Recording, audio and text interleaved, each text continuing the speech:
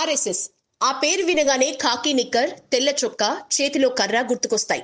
అదే సమయంలో పలు సెక్యులర్ పార్టీలు చేసే మత ఆరోపణలు గుర్తుకొస్తాయి. కానీ అందరి కోసం దేశం అన్న కోణంలో నుంచి పుట్టుకొచ్చిందే ఆర్ఎస్ఎస్. ఒక దేశానికి ప్రధానిని సైతం అందించగలగటం ఒక సంస్థకు మామూలు విషయం కాదు. కానీ ఆర్ఎస్ఎస్ కు అది సాధ్యమైంది. 1925 సెప్టెంబర్ 25న విజయదశమి రోజున డాక్టర్ కేశవ బలీరామ్ హెడ్గేవార్ ఆర్ఎస్ఎస్ ను స్థాపించగా ఆ సంస్థ ఇప్పుడు ప్రపంచంలోని అతిపెద్ద ఆర్గనైజేషన్ గా ఎదిగింది. దేశ సేవ కోసం పనిచేయాలనుకునే ప్రతి ఒక్కరూ ఈ సంస్థలో చేరొచ్చు.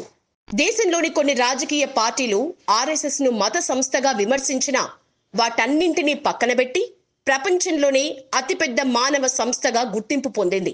ఆర్ఎస్ఎస్ ముఖ్య ఉద్దేశం భారతీయ సంస్కృతిని, పౌర సమాజం యొక్క విలువల్ని సమర్థించే ఆదర్శాలను ప్రోత్సహిస్తోంది. 1948లో గాంధీజీ హత్యకు ఆర్ఎస్ఎస్ సంబంధం ఉందనే ఆరోపణలతో ప్రభుత్వం ఈ సంస్థపై కొన్నాళ్లు నిషేధం విధించింది. అయితే ఎలాంటి ఆధారాలు లేకపోవడంతో నిషేధాన్ని ఎత్తేసింది. ఇక 1975-77 ఇందిరాగాంధీ ఎమర్జెన్సీ విధించిన సమయంతో పాటు 1992లో బాబ్రీ కట్టడం కూల్చివేత సందర్భంగా మొత్తంగా 3 సార్లు ఆర్ఎస్ఎస్ పై నిషేధాజ్ఞలు అమలయ్యాయి.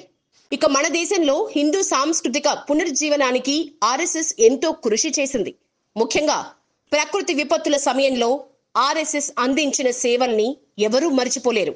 అంతేకాదు 1962లో భారత్ చైనా యుద్ధ సమయంలో ఆర్ఎస్ఎస్ చేసిన సేవల్ని నాటి ప్రధాని జవహర్ లాల్ నెహ్రూ కొనియాడారు.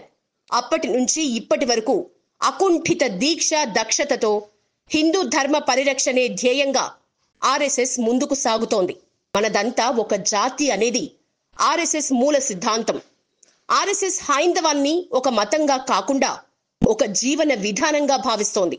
వచ్చే ఏడాది సెప్టెంబర్ 25న ఆర్ఎస్ఎస్ 100 ఏళ్ల వేడుక జరుపుకోనుంది. ఈ 100 ఏళ్ల ఆర్ఎస్ఎస్ ప్రయాణంలో ఎన్నో విజయాలున్నాయి.